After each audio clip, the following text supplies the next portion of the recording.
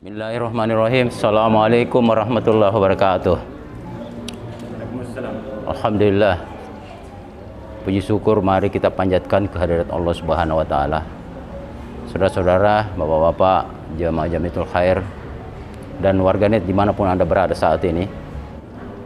Pertama-tama mari kita sampaikan salam atas junjungan Nabi kita Muhammad sallallahu alaihi wasallam. Adapun surah yang kita bahas masih di surah Maryam di ayat 41 sampai dengan 50. Kita bahas secara tafsir ya. Saya minta kawan-kawan semua memberi tafsir atas pengalaman-pengalaman bacaannya. Sekurang-kurangnya membuat pertanyaan. Kalau tidak ada pernyataan, pertanyaan saja ya. Silahkan, siapa yang mulai pertama? Tafadhol. Assalamualaikum warahmatullahi wabarakatuh. Waalaikumsalam warahmatullahi wabarakatuh.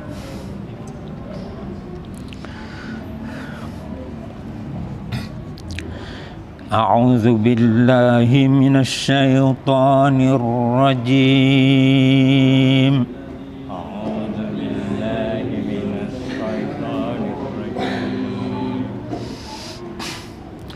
Wadhkur fil kitabi Ibrahim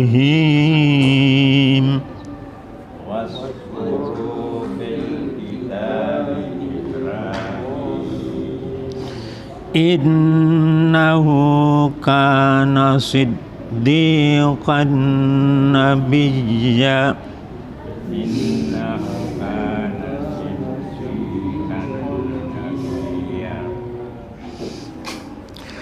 إذ قال لأبيه يا أبت لم تعبد ما لا يسمع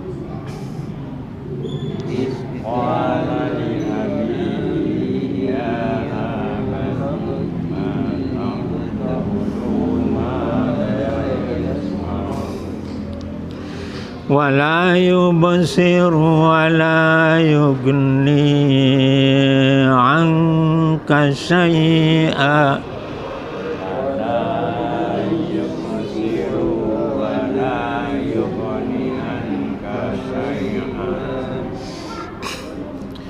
يا أبت إني قد جاءني من العلم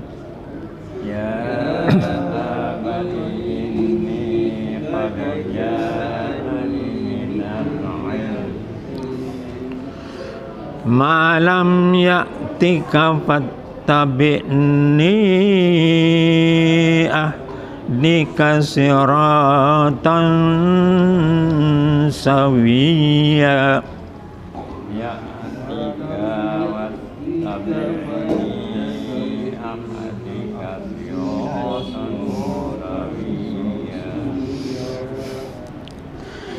يا أبت لا تعبد الشيطان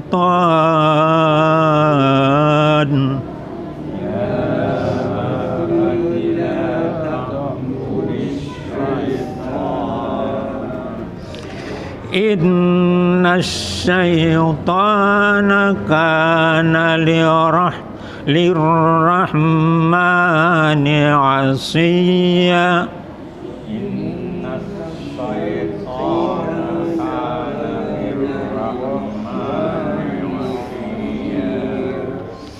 يا أبت إني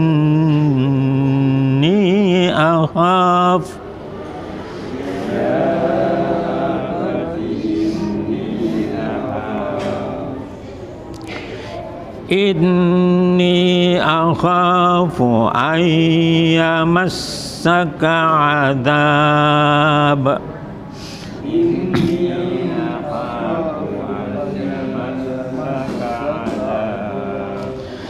أن يمسك عذاب من الرحمن فتكون للشيطان وليا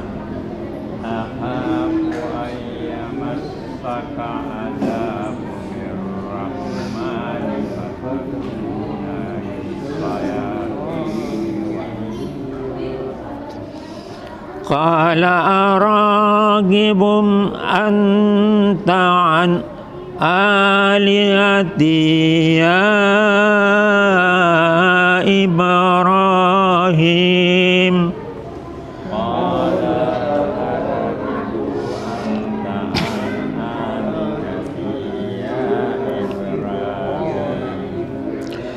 لئن لم تنته لأرجمنك واهجرني مليا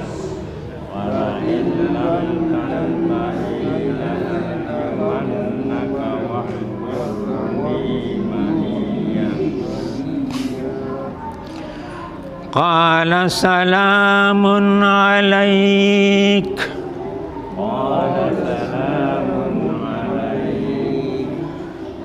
سأستغفر لك ربي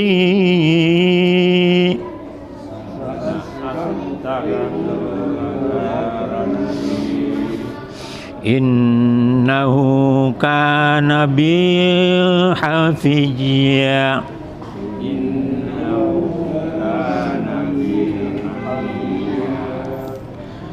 وأعتزلكم وما تدعون من دون الله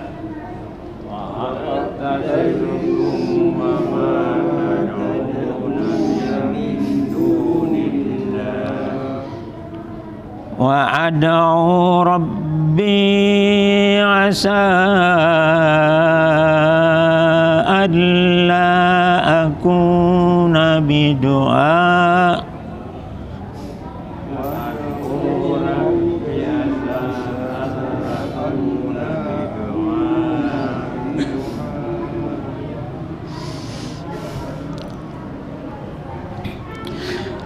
عسى ألا أكون بدعاء ربي شقيا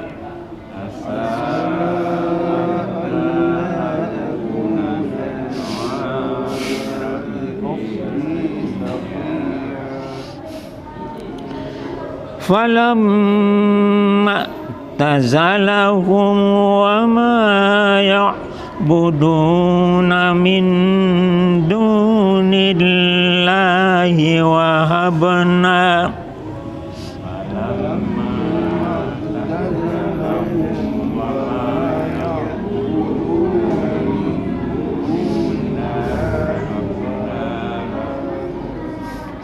وهبنا له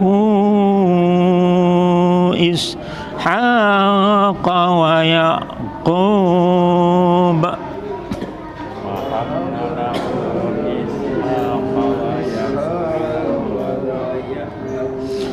وكلا جعلنا نبيا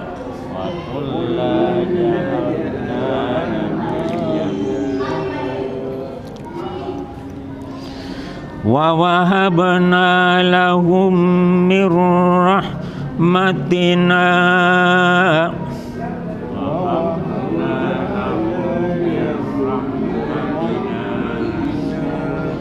وجعلنا لهم لسان صدق عليا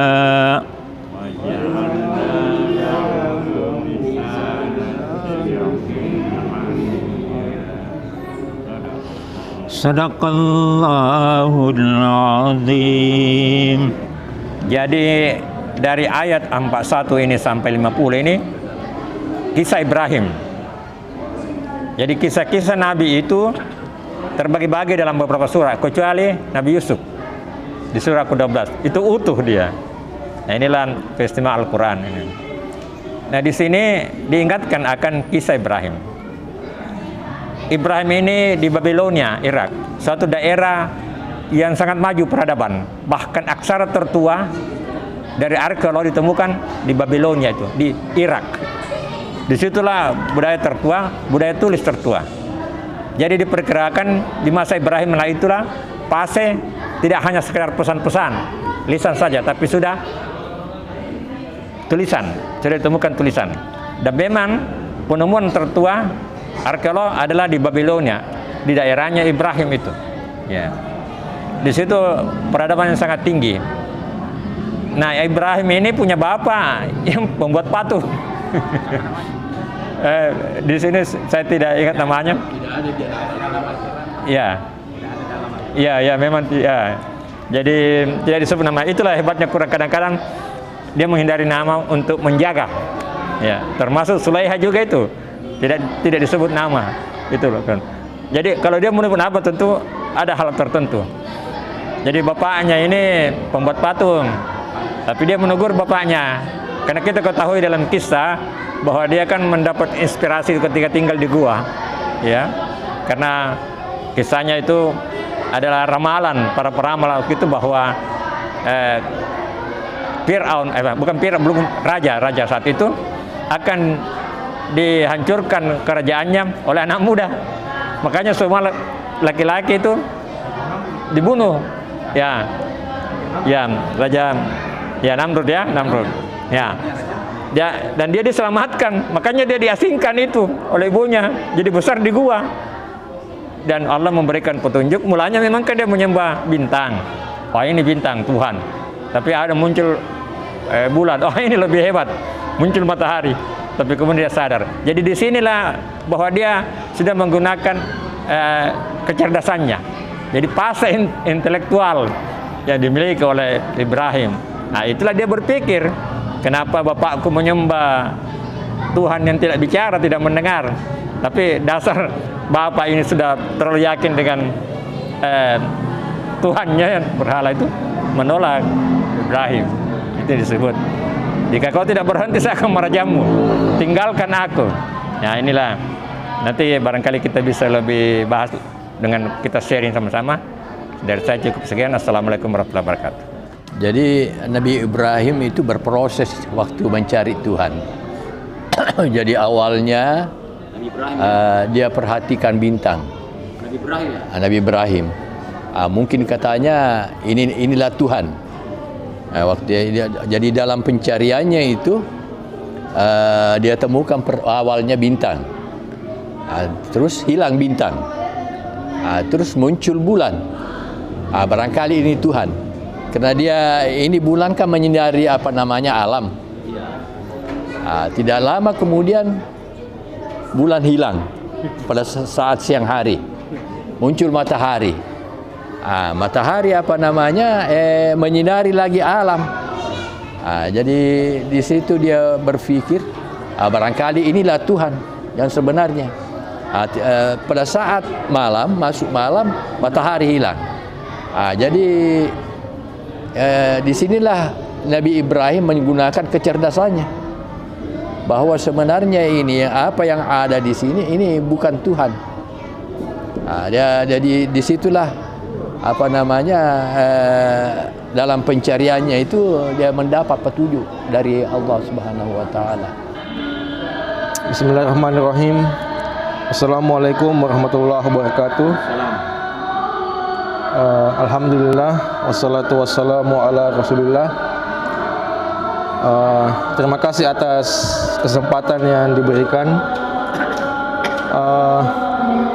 Yang saya ingin tanyakan Pak Ustadz, bahwasanya di dalam surah Maryam yang tadi kita baca, di situ digambarkan bahwa Ibrahim langsung menegur bapaknya. Ketika bapaknya itu membuat berhala yang untuk disembah. Apakah ini pengecualian hanya untuk Nabi saja? Karena kan kalau secara teori psikologis misalnya, kita sebagai anak itu, misalnya kan kalau orang tua kita bersalah, tidak bisa langsung kita tegur, kan? Bisa jadi mungkin tersinggung, atau mungkin bagaimana kan? Kamu kurang ajar ini, saya lebih tua dari kamu ini tidak tahu apa-apa, saya sudah ini. Kan kalau dari teori psikologi itu caranya katanya kita panggil orang lain yang orang tua kita hormati, kemudian kita minta orang itu untuk menyampaikan yang misalnya yang kita mau sampaikan kepada orang tua kita, itu juga dari segi psikologi dan juga dari segi adat kan, dari segi adat kebudayaan kan tidak elok sebenarnya kalau orang tua salah itu anak langsung tegur ya. Dan ini apakah ini pengecualian kalau Nabi dibolehkan, kalau umatnya tidak, ataukah kita juga boleh begini? Misalnya orang tua kita salah, langsung Pak, salah kamu ini, Bapak ini salah, begini. Kan biasanya kan kalau seperti itu nalurinya kan orang tua itu, itu tadi siapa kamu ya, tidak terima biasanya kan. Mungkin bukan dia tidak lihat ini suatu kebenaran, mungkin dia lihat satu kebenaran, tapi biasa kan ego di sini bertahan. Saya ini benar, saya ini lebih tua dari kamu. Ya, kemudian yang kedua masih bisa ya, terkait dengan masalah yang dulu, masalah cendekiawan Muslim yang mempersoalkan perdebatan antar kitab suci, antar misalnya mendebat antar Al-Quran dan Injil. Itu saya baru putar ulang, dan itu ternyata dasarnya beliau itu beliau sudah melihat ayat-ayat dalam Al-Quran, dan memang beliau menyimpulkan bahwa ini yang dilakukan Zakir Naik, yang dilakukan Ahmad Dedat itu tidak sesuai dengan syariat katanya. Jadi perdebatan tentang Al-Quran antar kitab suci itu sudah selesai. Kenapa? Karena di zaman Nabi sudah dilakukan. Bahkan Allah Subhanahu wa taala sudah mengatakan Allah sudah mengunci hatinya, telinganya, sumun bukmun umyun fahum la, itu kan sudah ada. Bahkan satu kalimat yang mengunci katanya lakum dinukum waliyadin, artinya sudah kalau memang kamu tidak mau percaya Allah Tuhan, Nabi Isa Nabi, sudah lakum dinukum waliyadin. Jadi tidak ada lagi katanya yang perdebatan antar agama, tidak dianjurkan. Cuman masalahnya kan kita lihat ketika Zakir Naik, Ahmad Dedat ini berdebat, banyak yang masuk Islam. Jadi apakah tidak, padahal divonis tadi bahwa Allah sudah mengunci telinga mereka, Allah sudah mengunci, tapi kenapa masih ada juga yang ternyata masuk Islam? Saya sambung tadi pembicaraan, tapi intinya bahwa masalah etika, apakah salah seorang anak menegur orang tuanya.